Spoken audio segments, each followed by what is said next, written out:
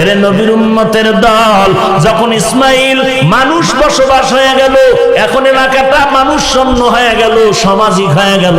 ইসমাইল খেলাধুলা করে করে আস্তে আস্তে বড় হয়, যখন 12 বছরের বালকে পৌঁছতেছে, আল্লাহর আবার পরীক্ষা শুরু হয়ে গেল। আল্লাহ ডাক দিয়া কয়, ইব্রাহিম আর দেরি করা যাবে না, তাড়াতাড়ি যাও, তোমার মনের প্রিয় মোহাব্বতের বস্তুটাকে আমার রাস্তায় কোরবানি করো। 100 উট কোরবানি করলেন হবে না, আবার স্বপ্ন দেখাইলেন, মনের প্রিয় বস্তু কোরবানি করো। ইব্রাহিম নবী বুঝতে পারলেন আমার মনের প্রিয় বস্তু ইসমাইল ছাড়া আর কেউ না। একটা রশি আর ছুরি নিয়ে এবার রওনা হয়ে গেলেন। ওই ইসমাইলের এলাকা সিরিয়া থেকে আবার রওনা হইয়া এলাকায় এসে দেখে যেই জঙ্গল, এখন জঙ্গল নাই, বাড়ি গাড়ির অভাব নাই, বাচ্চারা মাঠে খেলাধুলা করে। ইব্রাহিম নবী জিজ্ঞাসা করে, এখানে ইসমাইল নামের কোন বাচ্চা আছে তোমরা চিনোনি? ছেলেরা কয়, হ্যাঁ চিনি। কোথায়? বলে ওই জঙ্গলার পাশে একটা ছোট ভাঙা ঝুপড়ির মধ্যে তারা থাকে। ইসমাইল কি করে? ইব্রাহিম জানতে চায়। বাচ্চারা বলে, ও একা একা বেশি থাকে, আমাদের সাথে কম মেলামেশা করে, আমাদের কাছে কম আসে, মাঝে মাঝে দেখি আমরা খেলাধুলা করলো, পাশে এসে বৈশা কি যেন মনে মনে ভাবতে থাকে, কারে যেন হারায় ফেলছে, কারে যেন তালাশ করে। ইব্রাহিম নবী খুঁজা খুঁজা ঘরের মধ্যে যখন গেল, ইসমাইলের দেইখা পাগলের মতো হয়ে গেল, হাতটা বাড়ায় কয়, বাবা আয়, আমার কোলে আয়। ইসমাইল মনে করলেন অপরিচিত কেউ নাকি, আর সে কোলে যায় না। ইব্রাহিম নবী বলে, আমি তোমার বাবা ইব্রাহিম, আসো। মা চোখের পানি ছেড়ে কাঁদে আর কয়, যাও তোমার বাবার কোলে যাও।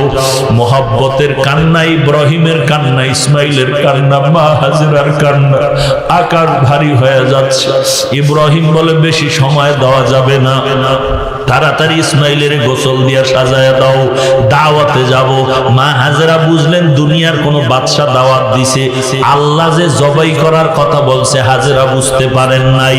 সন্তানের মনের আনন্দে গোসল করায় সাজাইয়া এইবার বলে, যাও বাবার সাথে দাওয়াতে চলে যাও। মা দরজা দিয়া তাকাইয়া সন্তানের দিয়ে তাকায় তাকায় দেখতেছি বাবা হাতে সামনে, সন্তান ইসমাইল পেছনে। এদিক দিয়া শয়তানের মাথা গরম হয়ে গেল ধোঁকা দেওয়ার জন্য। শয়তান এসে ধোঁকা দেওয়ার জন্য ইসমাইলের কয়, যায় না, তোমারে জবাই করবে। বাবারে ডাক দিয়া কয়, আব্বা জান, আপনি নাকি আমাকে জবাই করবেন? বলে, শয়তান পাথর মারো।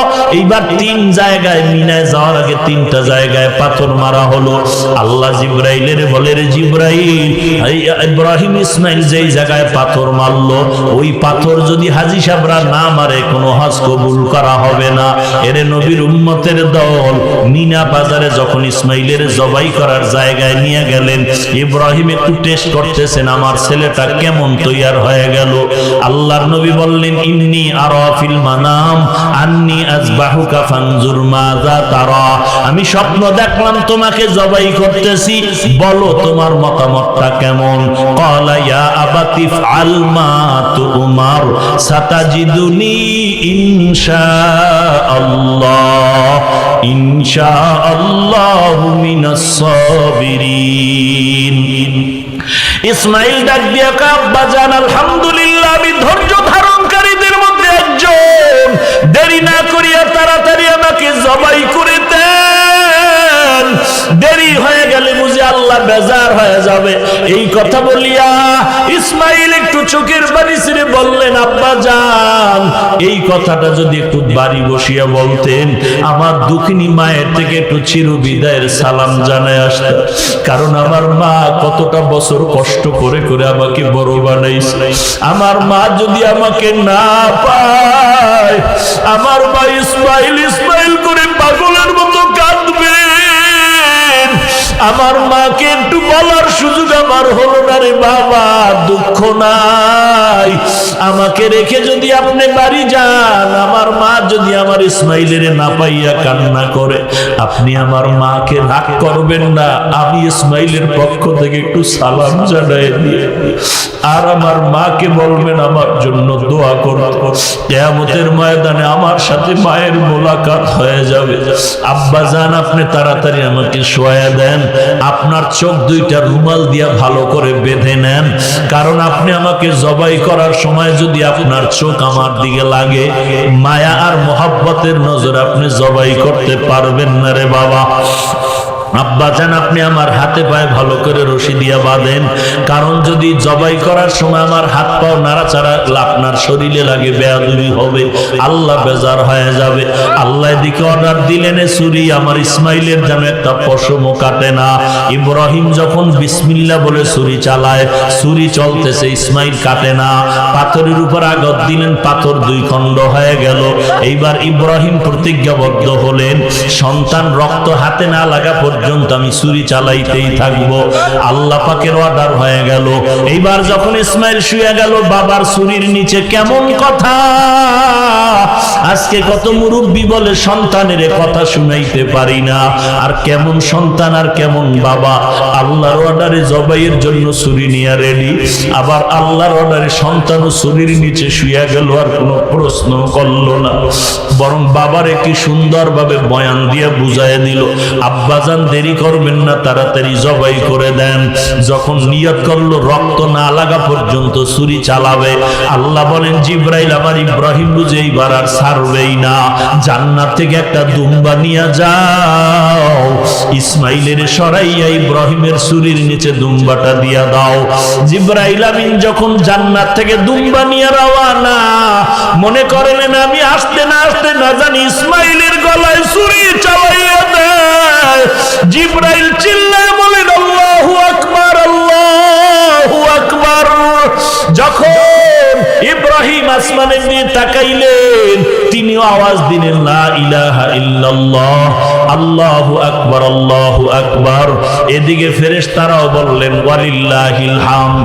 আল্লাহ আইন করে দিলেন, এই জিলহজের 9 তারিখ ফজর থেকে 13 তারিখ আসর পর্যন্ত এই তাকবীরে তাশরিক পুরুষেরা একবার বলবে জোরে ফরজ নামাজের সালামের পরে, মহিলারাও একবার পড়বে ফরজ নামাজের সালামের পরে আস্তে, পুরুষেরা পড়বে একবার জোরে।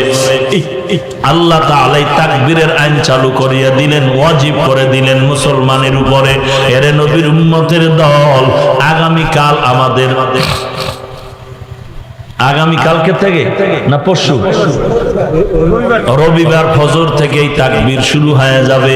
আল্লাহু আকবার, আল্লাহু আকবার, লা ইলাহা ইল্লাল্লাহু, ওয়াল্লাহু আকবার, আল্লাহু আকবার, ওয়ালিল্লাহিল হামদ।